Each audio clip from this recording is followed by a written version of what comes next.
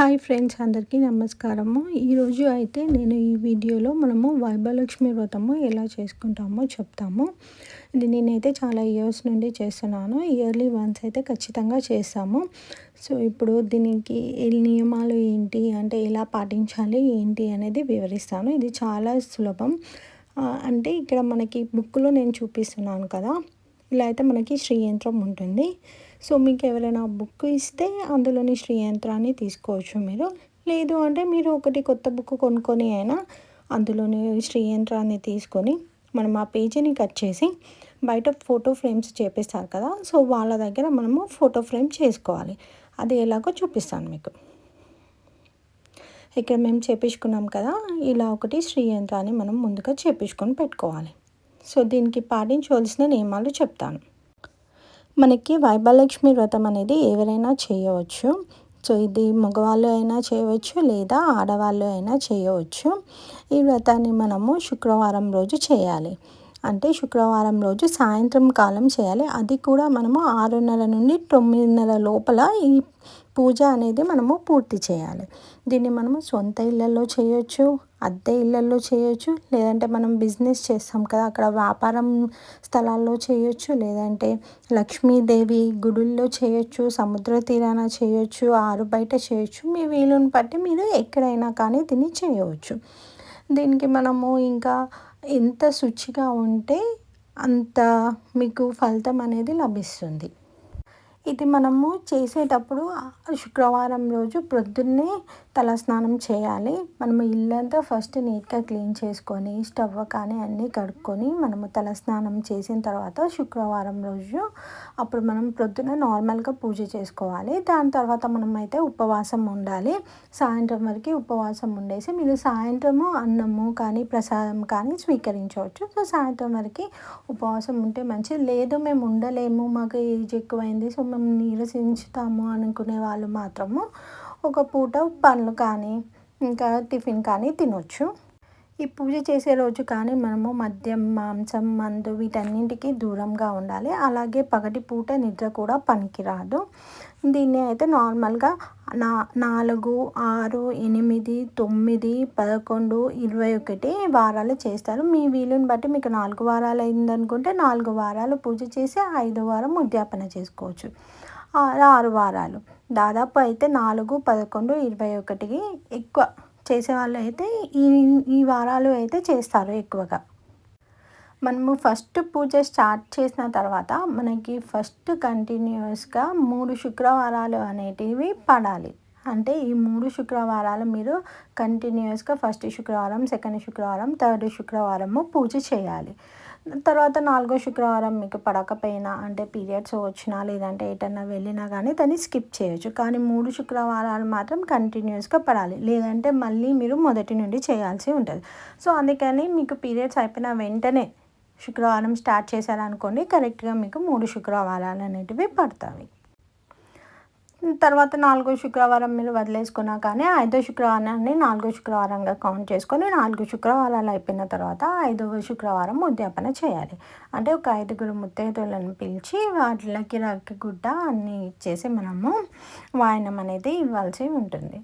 So అలాగే ఇప్పుడు ఈ పూజ చేసేటప్పుడు మీరు మధ్యలో అయితే మేమైతే నాన్ వెజ్ తినము, మీరు కూడా తినకపోతే మంచిది.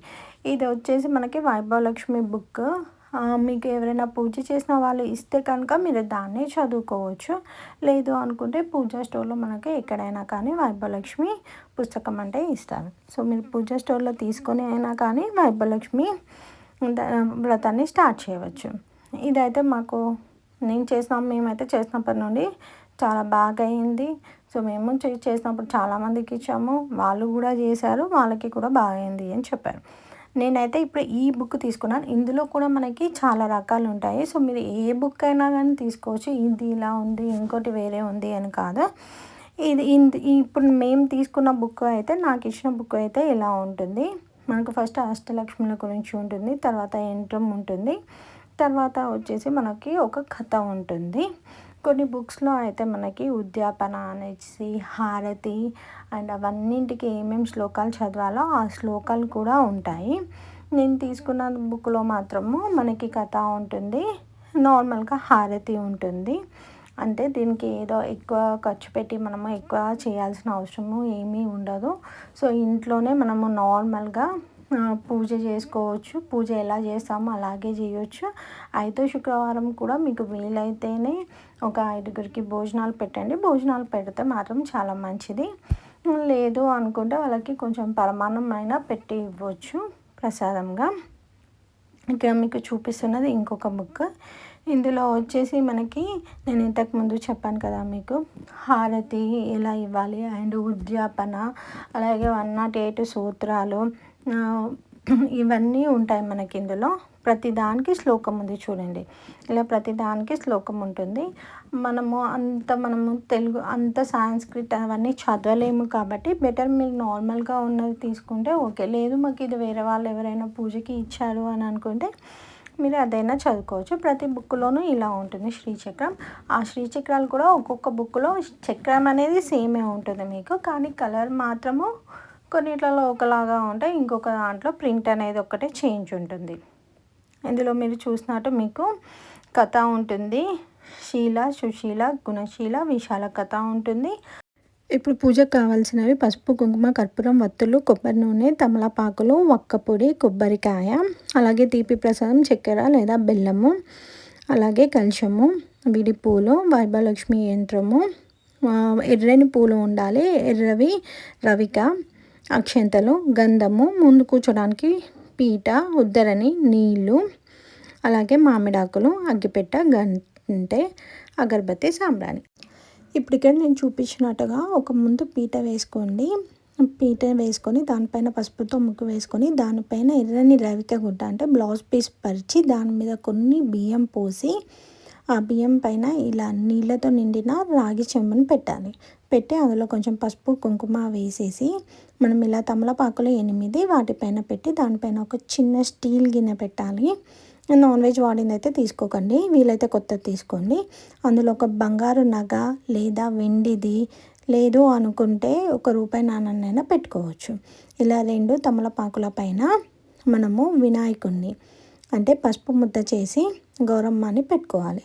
ఇప్పుడు దీపం ముట్టించేసి మనము నార్మల్గా దేవునికి ఎలా దీపం ముట్టిస్తామో అలా దీపము, అగరబత్తులు, సాంబ్రాణి పొగది అన్నీ ముట్టించేసిన తర్వాత మనము వైభవలక్ష్మి కథని చదువుకోవాలి. ఈ పూజకి మనము ఎర్రని పూలు మాత్రమే వాడాలి. పూజ చేసేటప్పుడు మనము ఎర్ర చీర కట్టుకోవాలి. 5 శుక్రవారాలు ఎర్ర చీరనే కట్టుకోవాలి. అలాగే మనము ఈ ఫస్ట్ శుక్రవారం పూజ అయిపోయిన తర్వాత మీకు ఎంతమంది వీలైతే అంతమంది ముత్తైదులు, 2 అనుకుంటే 2, 3 అనుకుంటే 3, మినిమం 2 అయితే ఉండాలి. 2కి 2 తమలపాకులు, అరటిపండు, ఒక వక్క, నార్మల్గా బొట్టు పెట్టేసి వాళ్ళకి గంధం, పసుపు పెట్టి 2 తమలపాకులు, వక్క, 2 అరటిపండ్లు వాయనంగా ఇవ్వాలి. ఇలా 4 శుక్రవారాలు ఇవ్వాలి. నేను వచ్చేసి ఇప్పుడు ఇది దేవుడికి పెడుతున్నాను. ఫస్ట్ వచ్చేసి నేను దేవునికి పెట్టాను. సో మీరు వచ్చేసి ఎవరైనా 2కి ఇవ్వచ్చు. ఉద్యాపన రోజు మాత్రం ఎలా ఇవ్వాలో నేను చెప్తాను. నేను ఇది ఉద్యాపన రోజు ఒక 5గురికి భోజనాలు చేయడానికి చేశాను. మీకు వీలైతే మాత్రమే పెట్టవచ్చు భోజనాలు, లేదు అనుకుంటే పరమాన్నం వండి పెట్టాలి. ఇంకా మనము ప్రతి శుక్రవారం దేవునికి మాత్రం ఖచ్చితంగా పరమాన్నం చేసి పెట్టాలి. అలాగే వడపప్పు, పెసరపప్పు, బెల్లం, నీళ్ళు పోసింది అది కూడా పెట్టాలి. ఇవి 2 మాత్రం దేవునికి ఖచ్చితంగా పెట్టాలి. అండ్ అన్నీ ఎర్రని మాత్రమే వాడాలి. పూజ అయిపోయిన తర్వాత కొబ్బరికాయ కొట్టుకోవాలి. ఇలా మనం 4 శుక్రవారాలు చేయాలి. సో 5వ శుక్రవారం వచ్చేసి ఉద్యాపనలో ఇంకా చూపిస్తున్నట్టుగా మనము దేవుడిది వైభవలక్ష్మిది బుక్ ఒకటి, అలాగే ఎర్రని బ్లౌజ్ పీస్, 2 తమలపాకులు, 2 అరటి పండ్లు, ఒక వక్క పొడి, ఒక 2 నుండి మీకు ఎన్ని వీలైతే అన్ని గాజులు, ఒక గిన్నె, ఇది వచ్చేసి మనము వాయినంగా ఇవ్వాలి. ఇచ్చిన తర్వాత మీకు వీలైతే ఒక 5గురికి మనము ఫుడ్ చేసి పెట్టవచ్చు వండి, లేదు అనుకుంటే పరమాన్నం కూడా మనకి అన్నం కిందకే వస్తుంది కాబట్టి అవి గిన్నెలలో మనము వాళ్ళకి పరమాన్నమైనా పెట్టి ఇవ్వచ్చు. ఇది వచ్చేసి మనకి జపన. ఇది అయిన తర్వాత మనము ఇప్పుడు ముందు కలశం పెట్టాం కదా, అది నెక్స్ట్ డే అంటే తెల్లారి మళ్ళీ తలస్నానం చేసేసి ఆ కలశంలోని తమలపాకులను పక్కన పెట్టేసి ఆ కలశంలోని నీళ్ళని ఒకవేళ ధనం కోసం అయితే మనమే తాగాలి, లేదు అనుకుంటే తులసి చెట్టులో మనం పోయవచ్చు. కలశం కింద ఉన్న బియ్యాన్ని మాత్రం మనము పక్షులకి పెట్టాలి. ఇంకా మిగతావి అన్నీ యథావిధిగా పెట్టేసుకొని మళ్ళీ పూజ మనం నెక్స్ట్ వీక్ చేసినప్పుడు మళ్ళీ సేమ్ ప్రాసెస్లో మనం చేయాలి. ఇలా 4 శుక్రవారాలు చేయాలి. ఇదండి వైభలక్ష్మి కథ. Please subscribe my channel.